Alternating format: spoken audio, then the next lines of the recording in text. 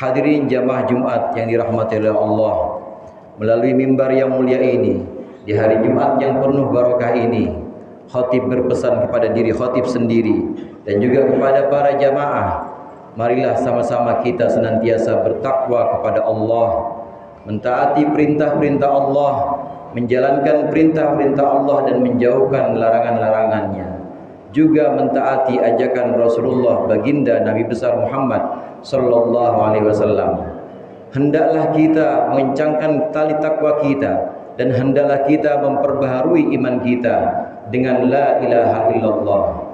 Rasulullah sallallahu alaihi wasallam bersabda, khoslatani la syai'a afdalu minhuma an-naf'u al-imanu billah wan naf'u bil muslimin.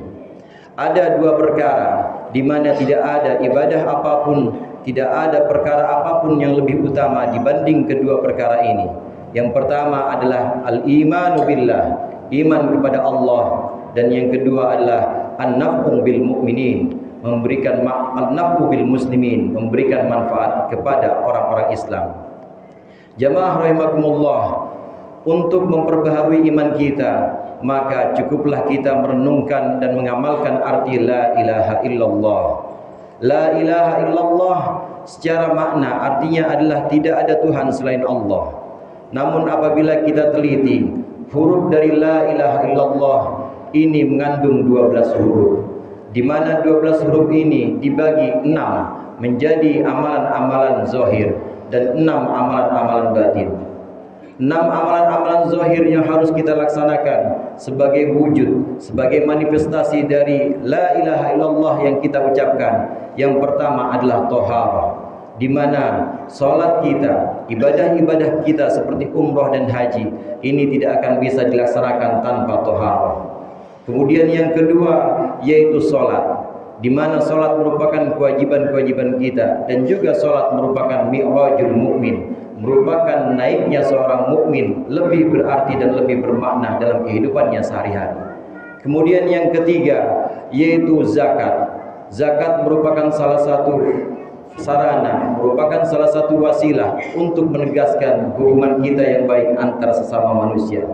Dan yang keempat adalah puasa, di mana puasa Ramadan tentunya yang diwajibkan dalam setiap tahun. Ini adalah bagian dari usaha kita untuk mengekang hawa nafsu kita. Kemudian yang kelima adalah ibadah zahir berupa haji. Haji ini adalah ibadah yang mengerahkan seluruh tenaga, mengerahkan seluruh biaya dari kita, dan juga mengerahkan seluruh pikiran. Dan yang keenam dari ibadah zahir yang merupakan manifestasi, merupakan wujud dari la ilaha illallah kita adalah al-jihad fi sabilillah. Jihad yang bisa diartikan secara zahir, jihad melawan musuh, atau jihad yang memang sekarang terus berlangsung, yaitu al-mujahadah bil hawan nafs, yaitu berjuang melawan hawa nafsu kita sendiri. Inilah 6 ibadah zahir, inilah adalah 6 amal yang harus kita lakukan sesuai dengan perwujudan la ilaha illallah. Kemudian 12 huruf la ilaha illallah itu, 6 yang berikutnya adalah berupa amalan-amalan batin, di mana amalan-amalan batin ini tidak terlihat, namun harus kita amalkan dan kita akan merasakan imbas dan manfaatnya. Yang pertama dari 6 amalan batin itu adalah at-tawakkal billah, berserah diri, bertawakal kepada Allah, percaya dan yakin sepenuhnya kepada Allah, di mana Allah yang memiliki perbendaharaan. Allah adalah yang menciptakan akibat-akibat, dan Allah yang menciptakan sebab-sebab dari segala macam yang ada dalam kehidupan kita. Kemudian setelah tawakal, yang kedua yaitu tafwid. Tafwid adalah menyerahkan seluruh urusan kita hanya kepada Allah. Sedemikian kita yakin dan sedemikian kita percaya kepada Allah, maka tafwid adalah amalan hati, di mana hati kita yakin sepenuhnya kepada ketentuan Allah. Kemudian yang ketiga dari amalan batin yaitu sabar. Sabar diartikan sebagai sesuatu, sebagai kemampuan kita untuk menahan derita, kemampuan kita untuk melaksanakan perintah-perintah Allah. Dalam melaksanakan perintah Allah seperti sholat, seperti puasa, maka kita membutuhkan kesabaran. Demikian juga dalam menjalani musibah, kita membutuhkan kesabaran. Dan sabar adalah amalan batin atau perbuatan batin. Kemudian yang keempat yaitu zuhud. Zuhud yang dimaksud di sini adalah percaya kepada Allah, lebih yakin kepada Allah dibanding kepada manusia, lebih yakin kepada pemberian-pemberian Allah dan apa yang ada di sisi Allah dibanding yang ada di sisi manusia dan yang ada di sisi diri kita sendiri.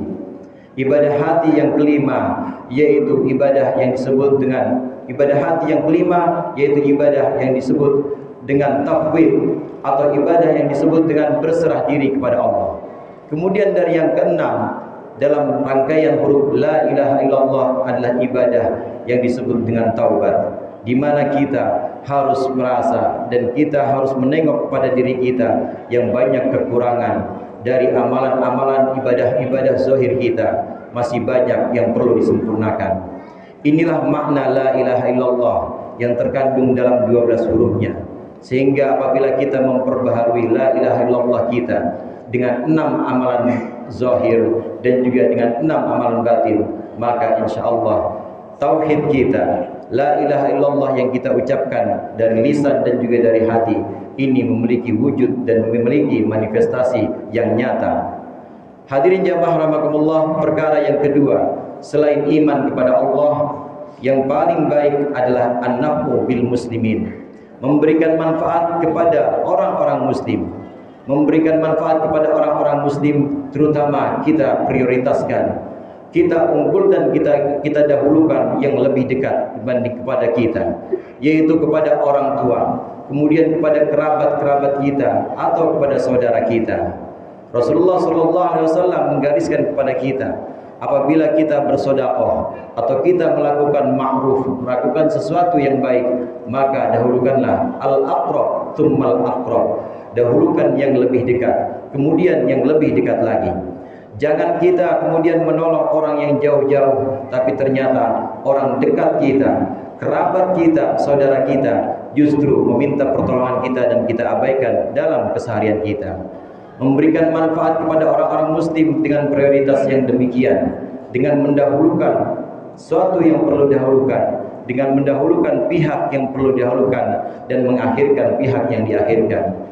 Dua hal inilah yang merupakan perkara yang tidak ada bandingannya dibanding perkara-perkara baik lainnya, yaitu iman kepada Allah dan juga berbuat baik kepada sama muslim dan juga kepada seluruh manusia. Ini yang pertama yang ingin saya sampaikan. Hadirin jamaah rahimakumullah, jika diperbandingkan antara dua ini, antara iman kepada Allah dan juga memberikan manfaat atau menebar manfaat kepada kaum muslim, maka tentu ibadah-ibadah batin seperti iman ini lebih utama dibanding ibadah zahir. Ini bukan berarti kita mengabaikan ibadah zahir, namun ini berarti ibadah zahir yang kita lakukan seperti melakukan ma'ruf, melakukan sesuatu yang baik, kita berbakti kepada orang tua, kita melakukan sholat, memberikan sedekah, maka harus diiringi dengan ibadah batin. Ibadah-ibadah zahir yang kita lakukan ini harus disertai dengan niat, harus disertai dengan satu keyakinan, harus disertai dengan satu tekad bahwasannya aku melakukan ini karena Allah, aku melakukan ini barakah atau berkat dari bimbingan Allah kepadaku, aku melakukan ini semata-mata karena Allah. Oleh karena itu, amalan-amalan zahir, ibadah-ibadah yang terlihat ini tidak akan berarti apabila tidak diiringi dengan niat. Ini sudah satu batas yang jelas, bahwasannya setiap amal ibadah harus dengan niat. Ini berarti setiap amal ibadah zahir yang terlihat ini harus dihitung, harus diiringi dengan ibadah batin. Paling tidak berupa niat, paling tidak berupa sesuatu yang memang kita kaitkan ibadah itu hanya kepada Allah, lillahi ta'ala. A'udzu billahi minasyaitonir rajim. Bismillahirrahmanirrahim. Ya ayyuhalladzina amanu in tattaqullaha yaj'al lakum furqana wa yukaffir 'ankum sayyi'atikum wa yaghfir lakum wallahu dzul fadlil 'azim. Wahai orang-orang yang beriman, jika kalian bertakwa kepada Allah, maka Allah akan membuatkan jalan keluar dan membuatkan kemampuan membedakan yang hak dan yang batil. Maka Allah akan menghapuskan dosa-dosa kalian dan Allah akan mengampuni kalian. Sesungguhnya Allah memiliki keutamaan yang banyak.